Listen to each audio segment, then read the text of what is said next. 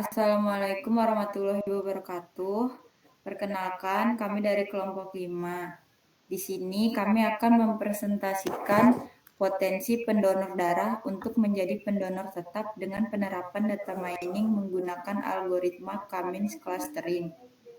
Perkenalkan, nama saya Dewi Permatasari, NIM 10518154. Persediaan darah sering kali bersifat tidak tetap. Itu terjadi karena jumlah pendonor yang naik turun, sehingga akan menjadi sebuah masalah ketika jumlah permintaan darah meningkat, sedangkan persediaan darah menipis. Adapun maksud dari penelitian ini yaitu untuk memprediksi potensi pendonor darah dengan menggunakan data mining guna memenuhi permintaan stok darah yang ada di PMI Kabupaten Siak Sri Indrapura. Metode yang digunakan adalah menggunakan data mining dengan algoritma Cummins clustering.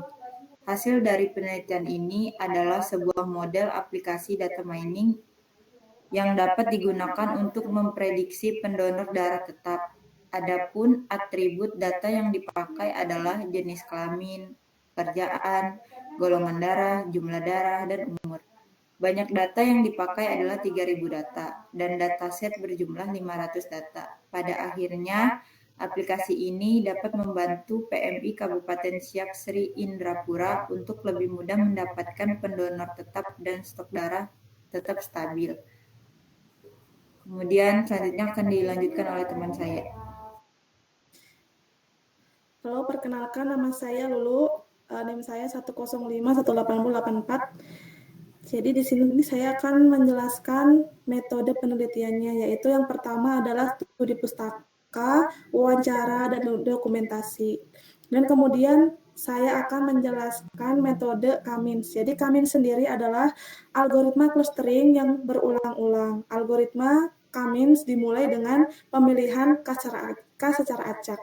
Kenapa kita memilih Cummins? Karena yang pertama, Cummins itu mudah diimplementasikan.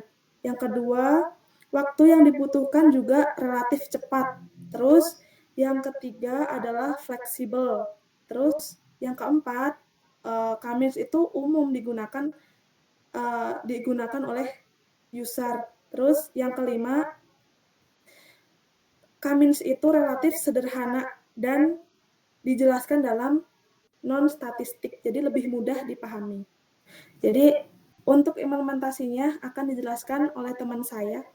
Perkenalkan, nama saya Edi Harwanto dengan NIM 105180063. Di sini kita akan mengimplementasikan dalam Python menggunakan Jupyter Notebook. Yang pertama, kita menggunakan metode elbow untuk menganalisa jumlah cluster yang tepat. Metode elbow sendiri merupakan salah satu metode untuk menentukan jumlah cluster yang tepat melalui persentase hasil perbandingan antara jumlah cluster yang akan membentuk siku pada suatu titik.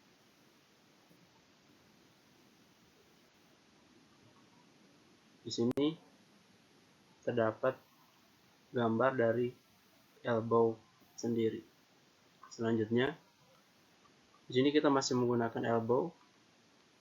Lalu selanjutnya ini menggunakan Cummins clustering dan kita akan menganalisa hasilnya. Cummins sendiri merupakan algoritma yang umum digunakan untuk clustering dokumen. Kemiripan anggota terhadap cluster diukur dengan kedekatan objek terhadap nilai min pada cluster atau dapat disebut sebagai centroid cluster. Konsep dasar Cummins adalah pencarian pusat cluster secara iteratif. Lalu selanjutnya, di sini kita menggunakan dendrogram diagram untuk menganalisa jumlah cluster yang tepat. Dendrogram sendiri adalah representatif visual dari langkah-langkah dalam analisis cluster yang menunjukkan bagaimana cluster terbentuk dan nilai koefisien jarak pada setiap langkah. Berikut adalah gambar dari dendrogram diagram, yakni yang paling tinggi nilainya adalah yang ini, garis biru. Selanjutnya, kita menjalankan hierarchical clustering ke dalam dataset. Hierarchical clustering adalah metode pengelompokan data yang dimulai dengan setiap satu pengamatan sebagai klasternya. Kemudian, terus mengelompokkan pengamatan ke dalam kelompok yang semakin besar. Berikut adalah gambar dari hierarchical clustering. Lalu selanjutnya, di sini ada kasus spherical data. Kita menggunakan DBSCAN. DBSCAN sendiri merupakan sebuah metode clustering yang membangun area berdasarkan kepadatan yang terkoneksi, density connect. Setiap objek dari sebuah radius area atau cluster harus mengandung setidaknya jumlah minimum data. Nama saya Meliana Agustin dengan NIM 1051872. Di sini saya akan menampilkan program yang telah kami buat sebelumnya. Kami di sini menggunakan KNN Pickle untuk menyambungkan machine learning dengan VS Code. Di sini ada indeks HTML yang merupakan halaman utama dari aplikasi yang telah kami buat. Setelah menginputkan, di sini ada jumlah darah dan golongan darah. Setelah menginputkan jumlah darah dan golongan darah, maka kami akan menghitung hasilnya dan menuju ke halaman hasil.html.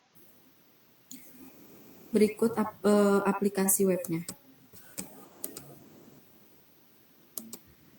Aplikasi kami bernama aplikasi pendonor darah tetap.